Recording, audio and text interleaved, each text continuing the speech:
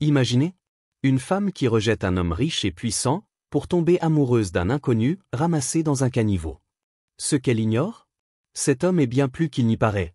Un secret, un destin bouleversé et une vérité qui changera sa vie à jamais. Trahison, amour interdit, combat pour le pouvoir. Cette histoire va vous laisser sans voix. Pourquoi a-t-on voulu le tuer? Qui est-il vraiment? Et surtout, que fera-t-elle quand elle découvrira la vérité? Accrochez-vous, parce que cette histoire va vous retourner le cerveau. Naïma, un destin de fou. Regardez bien jusqu'à la fin, car ce que vous allez voir risque de changer votre vision de l'amour et du destin. Surtout n'oublie pas de t'abonner car des histoires plus intrigantes arrivent sur la chaîne. La pluie martelait les toits de la petite ville de Nzoko. L'orage grondait au loin, projetant des éclairs aveuglants dans le ciel noir. Naïma, une jeune femme d'une vingtaine d'années, se réveilla en sursaut. Le vent sifflait à travers les volets entr'ouverts, projetant de fines gouttelettes d'eau sur le sol de sa chambre. D'un geste rapide, elle se leva pour fermer la fenêtre, mais un bruit étrange l'arrêta net. Des voix étouffées lui parvenaient de l'extérieur, juste en bas de chez elle. Son cœur s'accéléra. Elle écarta légèrement les rideaux et scruta la rue plongée dans l'obscurité. Ce qu'elle vit lui glaça le sang, deux hommes encapuchonnés traînaient un corps inerte sur le sol boueux.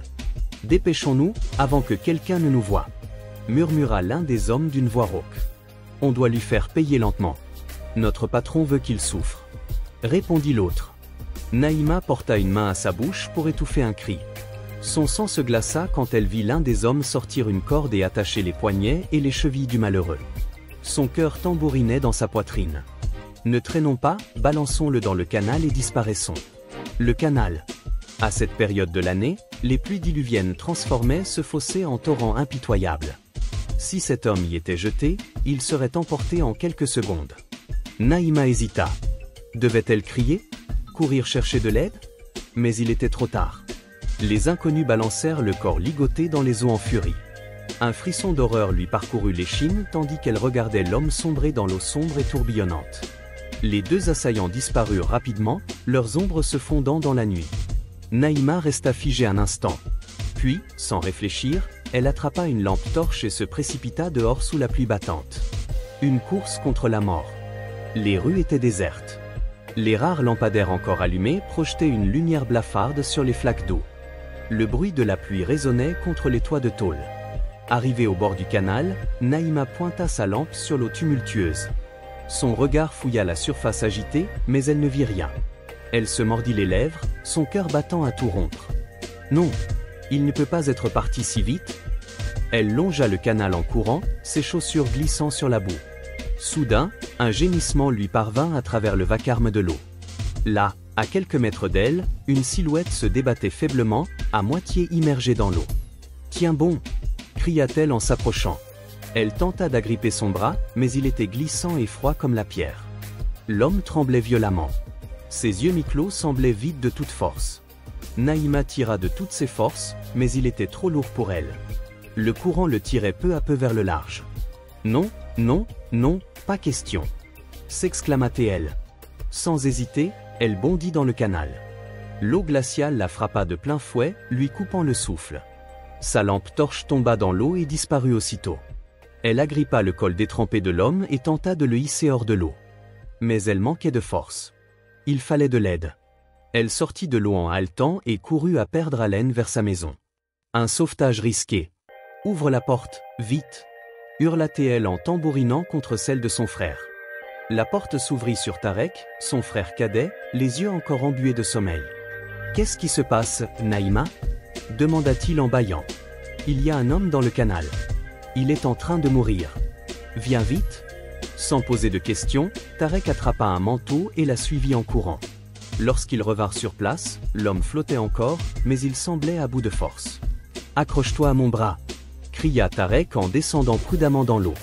Avec un effort surhumain, il parvint à tirer le corps jusqu'à la berge. À eux deux, ils le hissèrent hors de l'eau et le déposèrent sur le sol détrempé. L'homme était inconscient, ses lèvres bleuies par le froid. « Il faut l'emmener à l'hôpital », dit Naïma, paniquée. Tarek hocha la tête et ensemble, ils traînèrent l'inconnu jusqu'à la rue principale. La pluie continuait de marteler le sol, rendant leur progression difficile. Enfin, Après plusieurs minutes d'efforts acharnés, ils atteignirent une clinique de quartier encore ouverte à cette heure tardive. Un inconnu s'en passait. Les infirmiers prirent rapidement en charge l'homme trempé et inerte. Un médecin, un homme d'une cinquantaine d'années aux traits sévères, s'approcha d'eux. « Que lui est-il arrivé ?» demanda-t-il en examinant le patient. Naïma raconta toute la scène, la voix tremblante. Le médecin hocha la tête gravement. « Vous l'avez sauvé de justesse. Mais il a reçu une drogue très puissante. Son état mental est instable. Nous devons le surveiller. Docteur, va-t-il s'en sortir ? Demanda Tarek, inquiet. Le médecin hésita. Il est en vie, c'est déjà une chance. Mais il faudra du temps pour qu'il retrouve ses esprits, si jamais il y parvient. Naïma sentit un frisson parcourir son échine. Qui était cet homme ? Pourquoi avait-on tenté de le tuer ? Un pressentiment étrange s'empara d'elle. Elle avait le sentiment que cette nuit marquait le début d'un bouleversement qu'elle ne comprenait pas encore. Le soleil n'était pas encore levé sur Nzoko lorsque Naïma et Tarek quittèrent l'hôpital.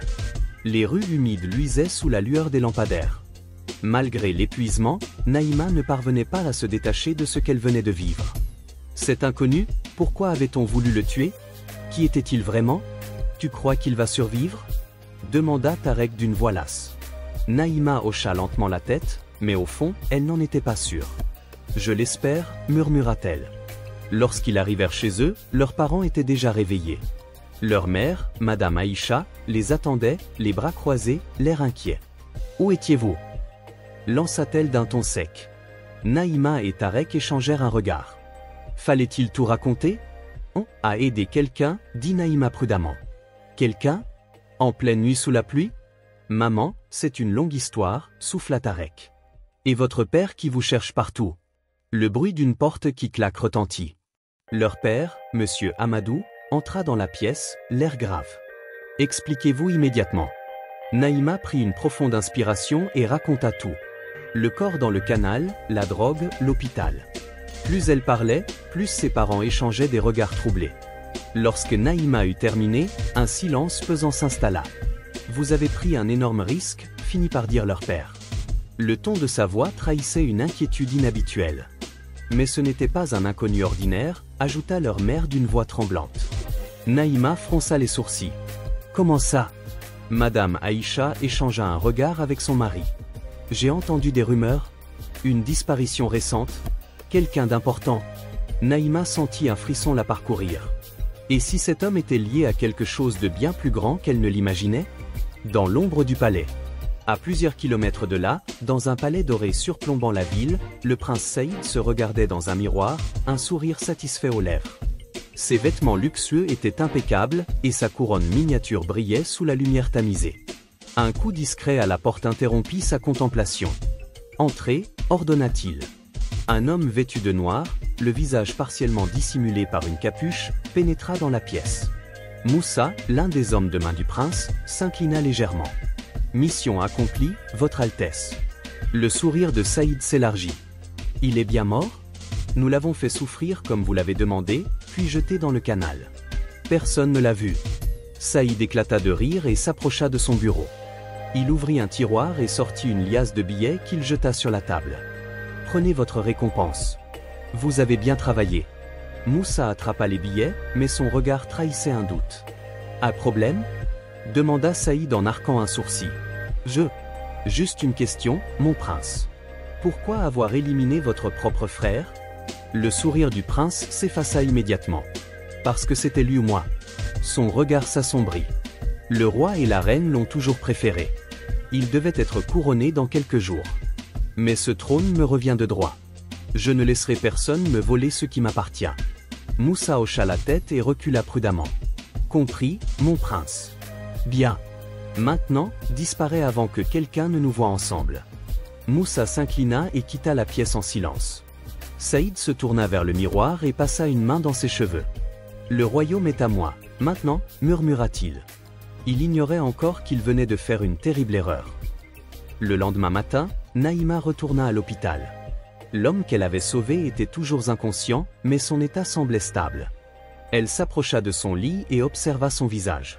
Il avait des traits nobles, une peau légèrement bronzée, des cils épais et un tatouage étrange sur l'avant-bras. Elle plissa les yeux. Ce symbole. Elle l'avait déjà vu quelque part. Un médecin entra dans la chambre et sourit en voyant Naïma. « Vous êtes revenu voir votre protégé ?» demanda-t-il en consultant un dossier. « Oui, répondit-elle. »« Il n'a toujours pas parlé ?» Le médecin soupira. « Pas un mot. Il est encore dans un état de choc. » Naïma hésita, puis désigna le tatouage. « Vous savez ce que ça signifie ?» Le médecin haussa les épaules. « Pas vraiment. Mais il ressemble à un emblème royal. Peut-être un indice sur son identité. » Naïma sentit son souffle se couper. Un emblème royal? Son cœur battait plus vite. Se pouvait-il que... Docteur, où l'a-t-on trouvé exactement? Le médecin haussa un sourcil. Pourquoi cette question? Naïma déglutit. Parce que, si c'est un emblème royal, alors cet homme n'est peut-être pas un simple inconnu.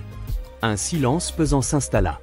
Le médecin échangea un regard soucieux avec elle, puis nota quelque chose dans son dossier. Dans ce cas, il vaudrait mieux que personne ne sache qu'il est ici. Naïma frissonna. Vous croyez qu'il est en danger? Le médecin ferma son dossier. S'il est vraiment quelqu'un d'important, alors oui, il l'est. Pendant ce temps, au palais, le roi et la reine attendaient des nouvelles de leur fils Hakim, disparu depuis plusieurs jours. Un serviteur entra précipitamment dans la salle du trône, essoufflé. « Votre Majesté, qu'y a-t-il » demanda le roi, inquiet. Le serviteur hésita avant de parler. Un informateur affirme avoir aperçu un homme ressemblant au prince Hakim, à l'hôpital de Nzoko. Le roi se leva d'un bond. Préparez une escorte immédiatement. Nous devons savoir si c'est lui. À cet instant précis, Saïd, qui écoutait la conversation depuis un coin de la pièce, sentit un frisson de panique lui parcourir l'échine. « Impossible, murmura-t-il. Son frère devait être mort. Alors, qui était cet homme à l'hôpital? Saïd serra les poings. Il devait en avoir le cœur net. Génial. On entre maintenant dans le cœur du conflit avec des révélations et des tensions explosives. La nuit enveloppait la ville de Nzoko, mais dans la chambre d'hôpital où se trouvait l'inconnu sauvé des eaux, un combat silencieux se déroulait. Naïma, assise à son chevet, observait son visage endormi. Elle n'arrivait pas à détacher son regard de lui. Cet homme n'était pas n'importe qui. Son instinct le lui criait. Le léger bruissement des draps la fit sursauter. Lentement, l'homme ouvrit les yeux. « Où suis-je » murmura-t-il, la voix rauque. Naïma sentit son cœur bondir. « À l'hôpital » répondit-elle doucement. « Vous êtes en sécurité. » L'homme cligna des yeux, le regard vague. Il semblait lutter contre quelque chose. Un souvenir? Une douleur? Sa main tremblante se porta à son front. « Ne forcez pas, murmura-t-elle. Vous avez été blessé. » Il fronça les sourcils, comme s'il essayait de se rappeler quelque chose, puis son regard croisa le sien. « Qui êtes-vous » demanda-t-il. « Je m'appelle Naïma. » Un silence s'installa. Puis, d'une voix faible, il souffla. « Je ne me souviens de rien ?» Le cœur de Naïma se serra. « Pas même votre nom ?» L'homme secoua lentement la tête. « Rien. » Naïma savait qu'elle devait lui dire la vérité, mais une partie d'elle hésitait. Comment lui annoncer qu'il était peut-être un prince et que quelqu'un voulait le voir mort? Une menace dans l'ombre. Pendant ce temps, au palais royal, Saïd arpentait nerveusement la terrasse de sa chambre. Il venait de recevoir un message qui lui glaçait le sang. « Votre frère est en vie. Il est à l'hôpital de Nzoko. » Il serra les poings. Impossible. Il avait payé une fortune pour que Hakim disparaisse à jamais. Il attrapa son téléphone et composa un numéro. « Moussa, retrouve-moi immédiatement. » Quelques minutes plus tard, son homme de main entra discrètement. « Mon prince ? Va à l'hôpital de Nzoko. Vérifie si c'est bien lui. Et si c'est le cas, termine le travail. » Moussa hocha la tête et quitta la pièce. Saïd s'adossa contre le mur, son cœur battant plus vite. Il ne pouvait pas perdre maintenant. Pas alors qu'il était si proche du trône. De l'autre côté de la ville, Naïma rentrait chez elle après avoir veillé l'inconnu une bonne partie de la nuit. Mais à peine eut-elle franchi le seuil de sa maison qu'une voix furieuse l'arrêta. « Tu étais encore avec lui, n'est-ce pas ?» Elle se retourna pour voir Karim, son fiancé, les bras croisés, les yeux pleins de colère. Karim, souffla-t-elle, fatigué. « Tu passes plus de temps avec ce type qu'avec moi. » Naïma baissa la tête. Elle savait que Karim était jaloux, mais il ne comprenait pas. « Ce n'est pas ce que tu crois. » « Vraiment » siffla Karim. « Explique-moi alors pourquoi tu sacrifies nos moments ensemble pour t'occuper d'un inconnu ?» Elle ouvrit la bouche, mais aucun mot ne sortit. Comment lui dire que cet homme n'était pas un simple inconnu? Karim la fixa un moment, puis ricana amèrement.